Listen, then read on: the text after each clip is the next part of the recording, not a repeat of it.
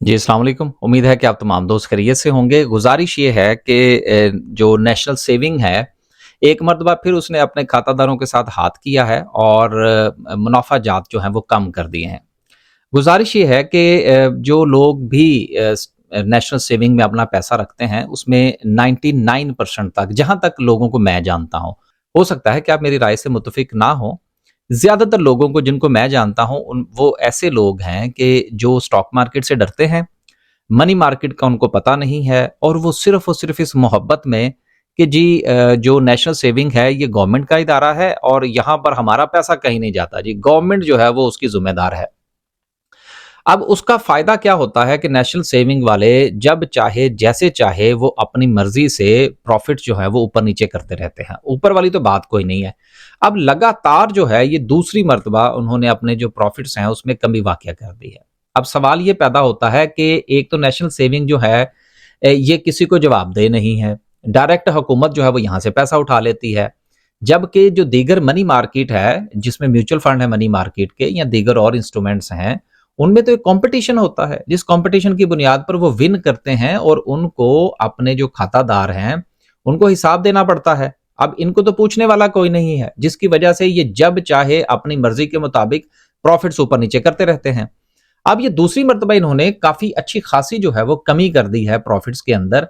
अब जो गरीब आदमी जिसने अपना पैसा नेशनल सेविंग में रखा है और उसने स्टॉक मार्केट सीखनी नहीं है क्योंकि वो उससे डरता है, मनी मार्केट जो है उसकी तरफ वो जाएगा नहीं, तो इसके उसका जो इस्तेहसाल है वो हर गुजरते हुए दिन के साथ होता जाएगा।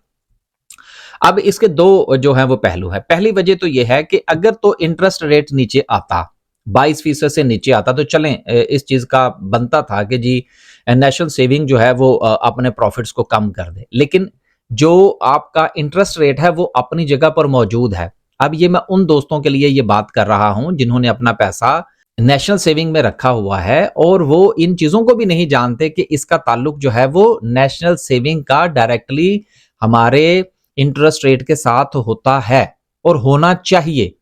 अब वो अगर दीगर जो मनी मार्केट के जो इंस्ट्रूमेंट्स हैं उनको अगर नेशनल सेविंग के साथ कंपेयर नहीं करेंगे तो नेशनल सेविंग इसी तरह से उनको खाता रहेगा। बात यह है कि वतन की मोहब्बत अपनी जगह पर मौजूद है, बाकी इदारे जो हैं वो भी पाकिस्तान के ही हैं। तो अगर आपने अपना पैसा नेशनल सेविंग में रखना है तो आपको पता होना चाहिए कि दीगर जो मनी मार्केट के जो इंस्ट्रूमेंट्स हैं वहां पे हमें पे आउट क्या मिल रहा है, ताकि आपके पैसे का सही जो आउटपुट है वो आपको मिल सके, आपकी सेविंग और इन्वेस्टमेंट से आपको अच्छी अच्छी परसेंटेज जो है वो मुनाफे की वो मिल सके। एक बात, दूसरी बात यह है कि इंटरेस्ट रेट के ऊपर नीचे होने का ताल्लुक जो होता है वो होता है आपकी महंगाई के साथ, इन्फ्लेशन के साथ। इन्फ्लेशन तो कम होने का नाम नहीं ले रही, वो तो आए दिन अभी जो है वो ऊपर ही जा रही है और अभी मुस्तकबिल करीब में इस हवाले से कोई राय कायम नहीं की जा सकती कि कितनी जल्दी जो है वो आपका इंटरेस्ट रेट नीचे आ जाएगा। लेकिन नेशनल सेविंग वाले भागम भाग जो है वो प्रॉफिट्स कम कर रहे हैं। अब गुजारिश ये है कि अगर आपका पैसा नेशनल सेविंग में पड़ा है तो जल्द से जल्द आप जो मनी मार्केट के म्यूचुअल फंड हैं उनके साथ कंपेयर कीजिए और यहां से अपना पैसा वहां पर मुंतकिल कीजिए। जब वहां पर भी प्रॉफिट्स कम हो जाएंगे तो फिर आप वापस आ जाइएगा, इससे क्या फर्क पड़ता है। अब ये थोड़ा सा पहले तो ये डिस्कस कर लें कि इन्होंने कटौती कितनी की है, फिर उसके बाद इसका इम्पैक्ट जो है वो ना सिर्फ के स्टॉक मार्केट बल्कि जो मनी मार्केट है उस हवाले से भी थोड़ा डिस्कस करने की कोशिश करेंगे। जी, तो सबसे पहले स्पेशल सेविंग सर्टिफिकेट्स हैं, उनका फरवरी 21 में, सॉरी, उसका जो 26 जनवरी को जो प्रॉफिट था वो था 16%। अब उसमें सीधे सीधे जो है वो 40 बीपीएस जो है वो निकाल दी, बेसिस पॉइंट्स जो है वो निकाल दिए गए हैं और अब जो उसका प्रॉफिट होगा वो 15.60 होगा, 15.60 होगा। उसके बाद दूसरे नंबर पर शॉर्ट टर्म सेविंग सर्टिफिकेट्स हैं। अब मैं आपको सिर्फ छोटी सी मिसाल ये दे दूं कि मैंने जो एक मंथली टर्म सर्टिफिकेट, मैंने उसके ऊपर एक वीडियो भी बनाई थी, उसका प्रॉफिट आ चुका है, वो इंशाल्लाह मैं आपके साथ शेयर भी करूंगा। अब वो इस्लामिक जो टर्म सर्टिफिकेट था सिर्फ 1 महीने के लिए, 3 महीने 6 महीने या साल वाला नहीं था, उस पर 17.5 के हिसाब से मिला है। तो ये किस चक्कर में काम कर रहे हैं भाई, ये तो ज्यादती है ना हम लोगों के पास जिनको पता ही नहीं है दूसरे इंस्ट्रूमेंट्स का। खैर, दूसरा शॉर्ट टर्म का था, उसकी 19.76 थी, उसको जो है वो सॉरी, उसकी जो पहले थी वो 20.34 थी, अब उसको कम करके 19.76 कर दिया गया है। अब इसमें जो कमी है वो -58 की है।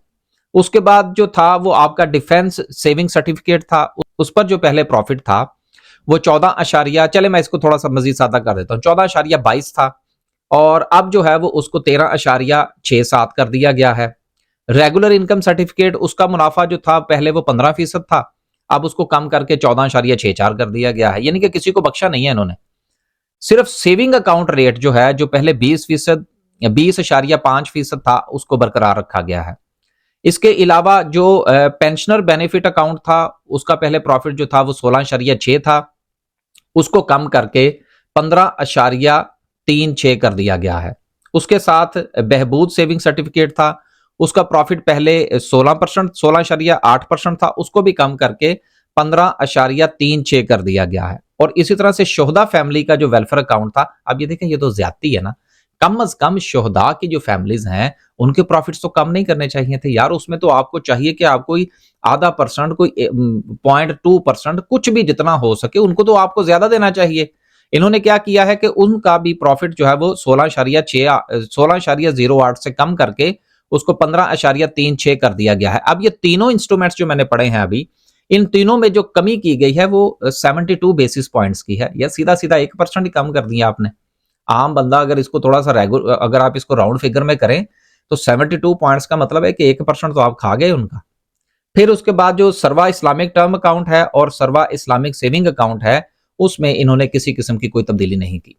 तो गुजारिश ये है कि अगर ये मामला इसी तरह से चलेगा तो ठीक, और ये 1 से 2 महीने की बात है कि ये आपको 13, 14, 15% पे ले आएंगे। तो गुजारिश ये है कि या तो नेशनल सेविंग में रहते हुए अपने इंस्ट्रूमेंट को तब्दील कीजिए, अपने आप को आप सेविंग अकाउंट की तरफ ले जाइए, या आप अपने आप को सर्वा इस्लामिक सेविंग अकाउंट की तरफ ले जाइए। इस्लामिक भी है, कन्वेंशनल भी है, या तो आप उस तरफ चले जाइए। लेकिन अगर आपने उस तरफ नहीं जाना तो सर फिर आप नेशनल सेविंग की बजाय जो है वो किसी भी इस्लामिक बैंक का कोई म्यूचुअल फंड देखें, उसका प्रॉफिट कम अज कम इससे ज्यादा होगा। और आपकी जो जहां तक रहा कि क्या वो महफूज है, तो सर जितना नेशनल सेविंग महफूज है ना, इतना ही दूसरे जो इदारे हैं, म्यूचुअल फंड हैं, जो मनी मार्केट के इंस्ट्रूमेंट्स हैं, वो भी इतने ही महफूज हैं। अब इसका इम्पैक्ट जो है वो स्टॉक मार्केट पर क्या होगा कि चूंकि यहां से प्रॉफिट्स कम होंगे, तो जिन लोगों को स्टॉक मार्केट की नो हो है कि स्टॉक मार्केट में कैसे काम होता है, शेयर्स को कैसे खरीदा जाता है, कैसे बेचा जाता है, वो यकीनन यहां से अपना पैसा जो है वो स्टॉक मार्केट में लेकर जाएंगे। लिहाजा स्टॉक मार्केट के लिए पॉजिटिव है, लेकिन नेशनल सेविंग के खातादारों के लिए ये अच्छी खबर नहीं है। आखिर में एक मर्तबा फिर गुजारिश, आपका पैसा है, खून पसीने की कमाई है, जहां भी रखें, जिस भी इंस्ट्रूमेंट में रखें, अपनी आंखें खुली रखें और उस इंस्ट्रूमेंट को मार्केट में मौजूद दूसरे इंस्ट्रूमेंट्स के साथ जरूर कंपेयर किया करें। ये ना किया करें कि बस पैसे डाल दिए, मेरा काम खत्म, महीने के बाद जो भी आ रहा है वो जो भी कर रहे हैं आपके साथ ठीक कर रहे हैं। बहुत हो चुकी, अब आंखें खोलने की जरूरत है। महंगाई 30% से ऊपर की है, लिहाजा अपने पैसे का सही इस्तेमाल करना सीखिए। इजाजत दीजिए, अल्लाह हाफिज।